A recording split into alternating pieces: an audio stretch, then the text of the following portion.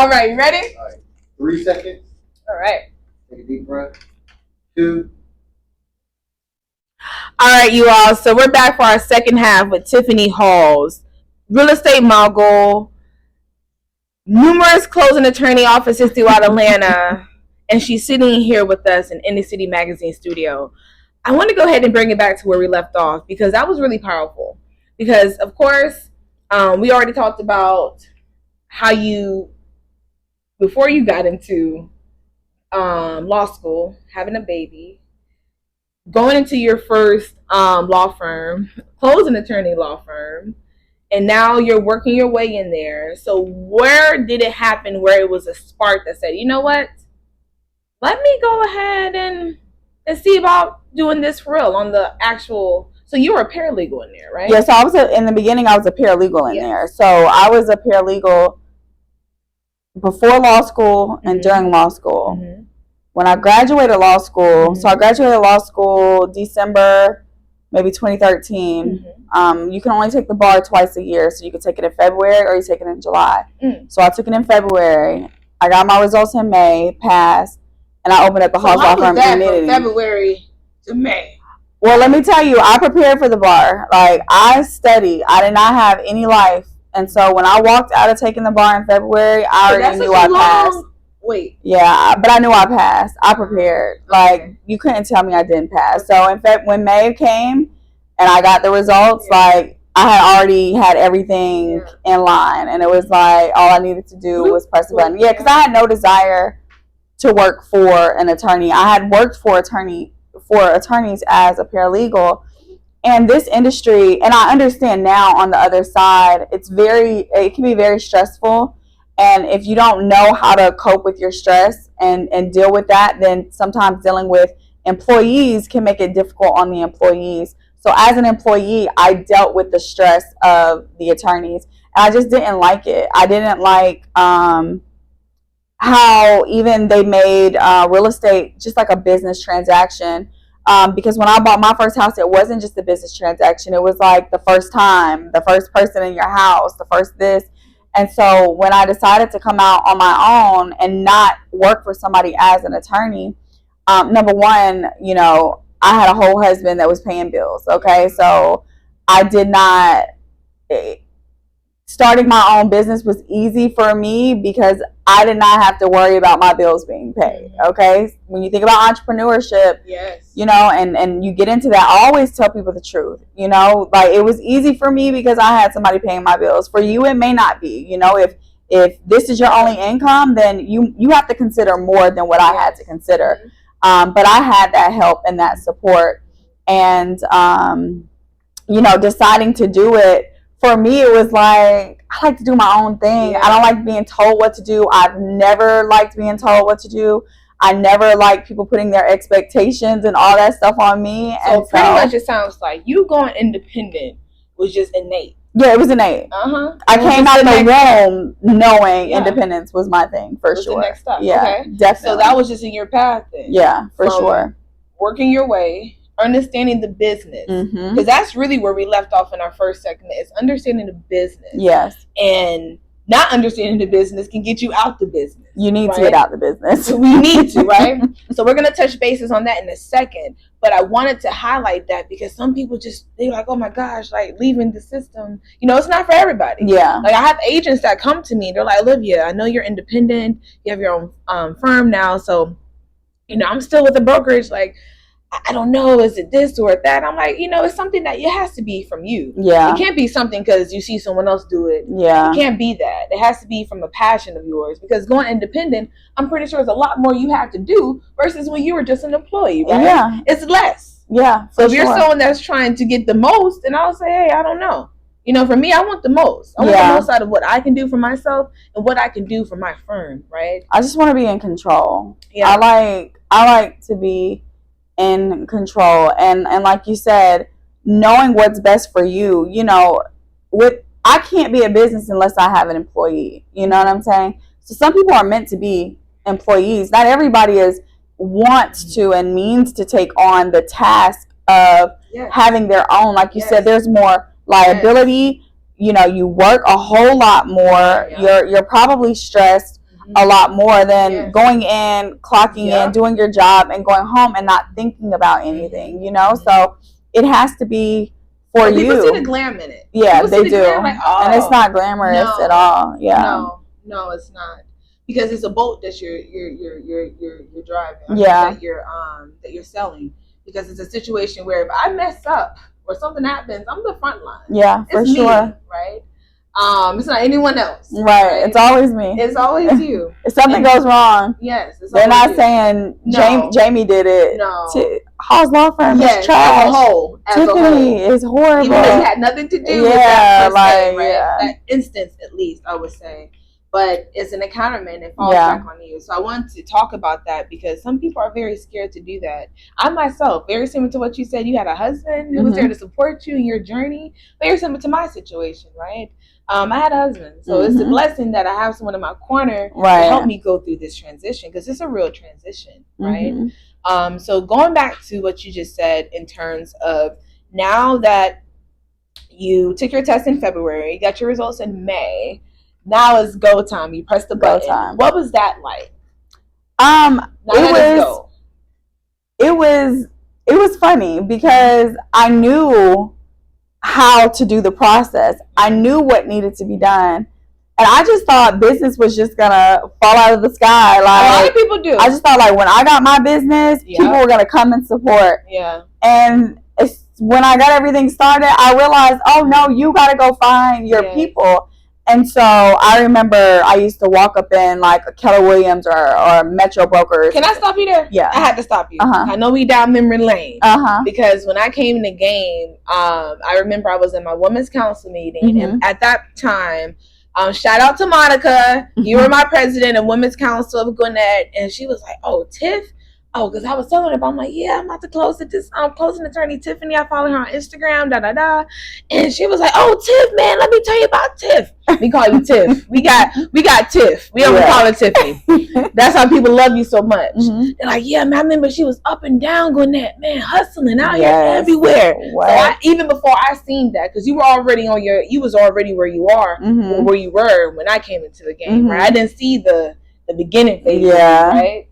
So I just find that crazy that you said, like, yo, I boots to the ground. Yeah, I mean, literally, like, knocking on doors, giving cards out, not understanding the business behind real estate. I didn't know that you had preferred partners.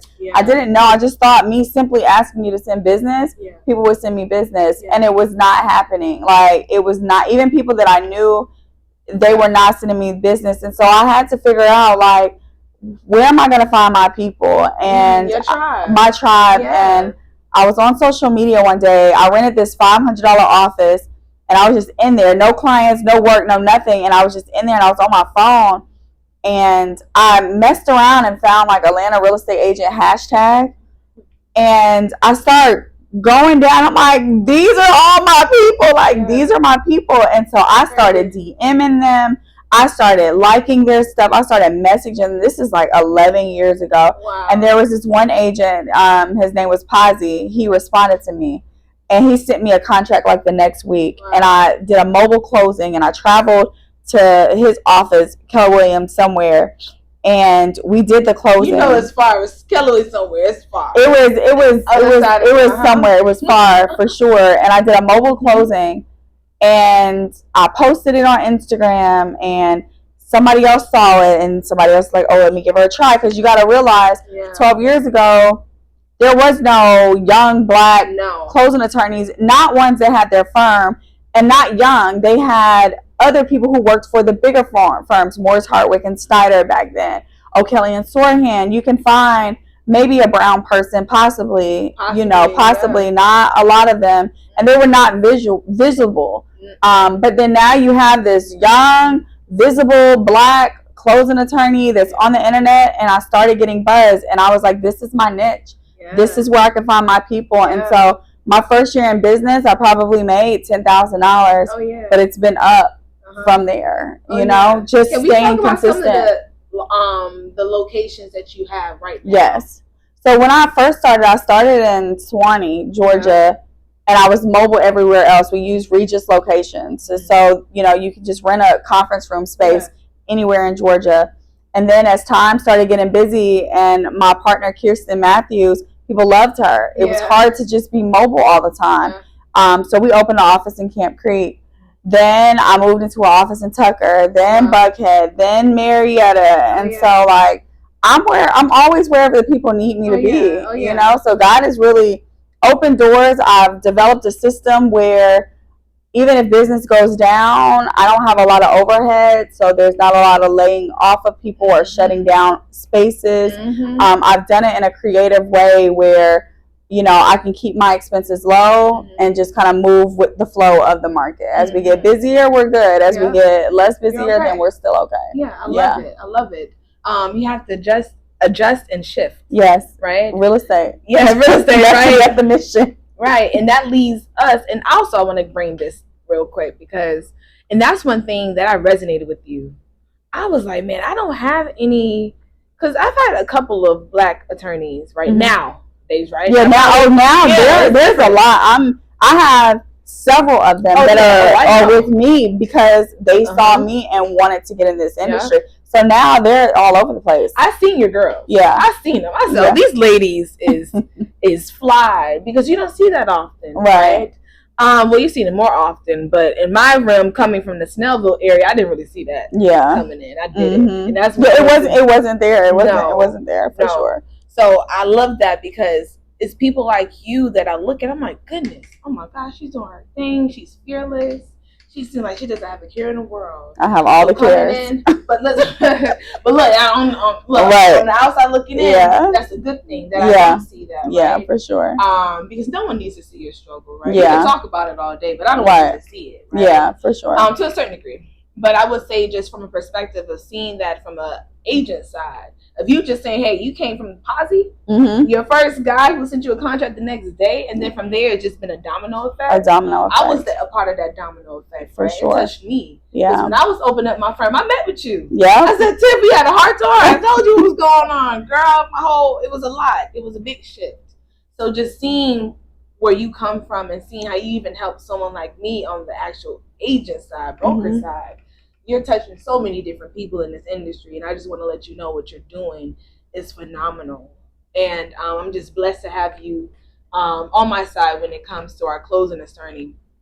So before we wrap it up, I do want to talk about this. As we left off on, now you have structured your business to a way where you're bulletproof, you're recession proof. Yes. You know that, hey, my overhead, and that's big. A lot of people, when it comes to these offices and their expenses, it could be a lot. Yeah. And there's a lot of layoffs going on. For sure.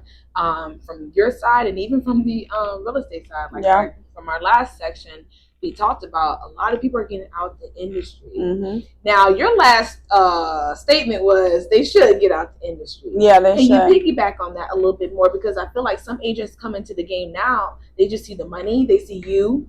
You're fly, you're building your house, right? That's a big thing. Some people see me, I'm doing my thing or whatever. They're like, well, I could do it too. You can do it. But you have to be disciplined. And you got to do it the right way. You do have to do it the right way. I think a lot of times when people do see real estate, they do see a lot of money attached to it. But if you're not willing to put in the work and learn the contracts, you know who suffers? The buyers and the sellers suffer. And that's why you see a lot of these things. You have Zillow, you have everything where people can go get the information themselves now, right? And so why would they even be willing to use you if you don't even know what you're not coming with things that can actually protect them? You're not coming with the knowledge of the contract. People can go out here and buy a house and do anything without you. You know what I'm saying? So if you're going to be in this industry, why? What is the value that you can bring? And not the cute pictures or the beautiful closing, like with catered food and all this stuff. Yeah, that's great. It's great for the internet. But when I'm seeing people lose earnest money, when I'm seeing people not understand, agents not understanding the contracts, I'm like, why are you here? Because if you're not going to put it, I'm a preferred attorney for a few brokerages. Nobody ever shows up for training. And it's like, because you really don't want to do this. If you really wanted to do this, you would show up to training. You would show up. You would have questions. You would, all of this. And people are not willing to really put in that work. So people don't invest into their craft. Correct. They do not at all. Mm-hmm. They do not. If I had to give a percentage, 80% of people in this industry do not invest in their craft. So I will tell you this, because when I came in, like I was telling you, I was with Snellville KW originally when I first got licensed. And my first thing was that I went to the associations. I started working my way in, getting to know what's going on. Because for me, I knew that I had to dive deep into real estate for me to really know real estate. Right. For me to be able to talk about real estate, live and eat and breathe real estate, right, from the core. And I do believe that people don't invest in that. Like, why are there not enough of us Black people out in these associations really, really asking questions? Because really, do they really want to do it? Do they really want? Is it a money thing, or is it a financial thing, or is it a knowledge-based thing? Is it something that you really want to do? Is it your passion, or do you want to do it for the money? If you want to do it for the money, then whatever gives you the quick money, that's the way you're going to move in the industry. If you're doing it because you really want to help people and this is what you really want to do, the money is really in that space. It's not in the fake space. It's really in that space, because when you become the expert, like let's say if you sell condos and you become the expert on condos and all you post about is condos and all you think about is condos and you immerse yourself in condos, when somebody's looking for a condo, who are they going to go see? When the people who have the big money, like $30 million, $4 million, they want a condo in Atlanta, who are they going to go see? They're going to go see the person that is the expert on that in their industry. And that's where the money is. It may be delayed money. It's not going to be the fast money here and there, but so you're delayed saying popcorn agents. Yeah. Okay.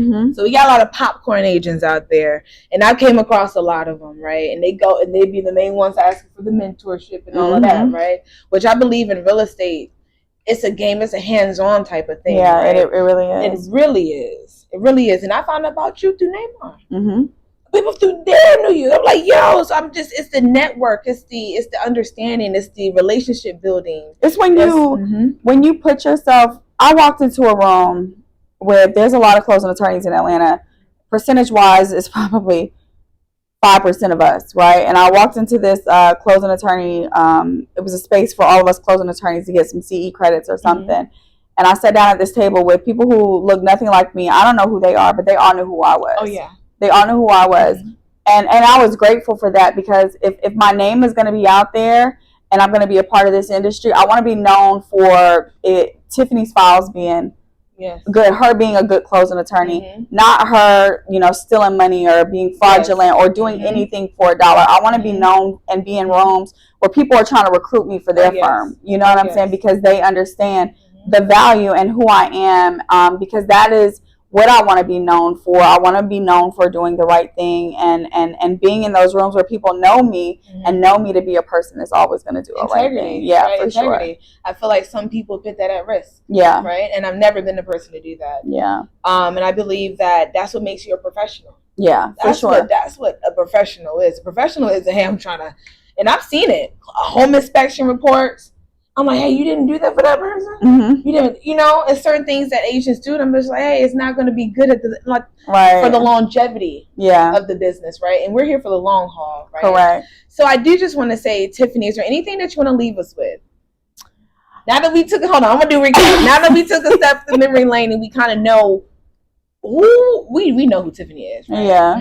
But on this platform, seeing from the very beginning, your baby, you going to school, you passing your bar, automatically knowing that you want to go independent. Then from there, opening your first, being mobile. Right. Then from being mobile, going ahead and opening your first office in Swanee. Then from there, opening up numerous offices and also having your office in other brokerages now. For sure. So now that we have all this information, what are things that you can probably tell the agents out there going into 2026? I would say me being known as everyone's favorite closing attorney, it's not a popularity thing. It's not because I want to be popular or because I want to be known.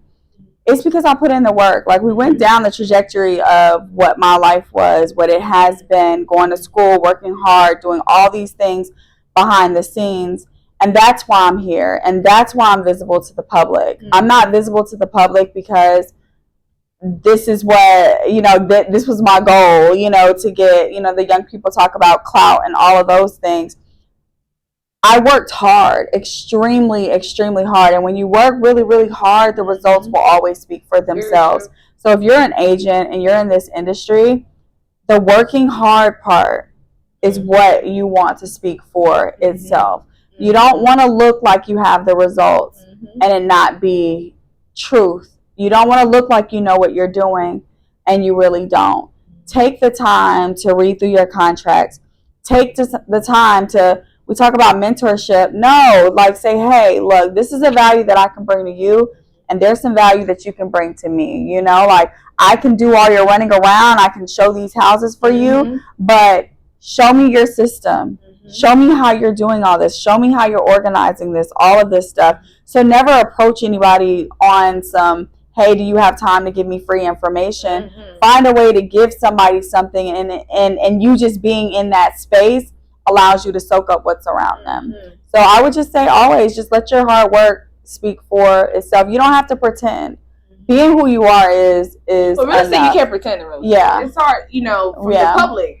But from behind closed doors, like your colleagues, things of that nature, your partners, they see that. Yeah, for sure. And they see who's working hard. Really I know who knows their contract. Yeah, right. And I know who doesn't. Exactly, right. But it's that type of professionalism that we have to start promoting amongst our community. Yeah. Because I believe that we're at risk. It's Black agents, it's brown agents who are at risk a little bit in terms of our jobs. Yeah. Right, when it comes to staying in the industry. Because it's not many of us to begin with. Yeah. For me, I'm 30 years old, so it's like, under 40, it's like 6% of us for brokers. So I'm like, goodness gracious, this is already not a lot of us. So we have to understand how to put in the hard work and also become a professional at what we do. For sure. Right? So just like you said, people turn to us. Now AI is taking us out. It's a lot of AI is taking everybody out. It's taking out, especially if you don't have it implemented in your business. Yeah. So I appreciate you for just taking the time out today out your busy schedule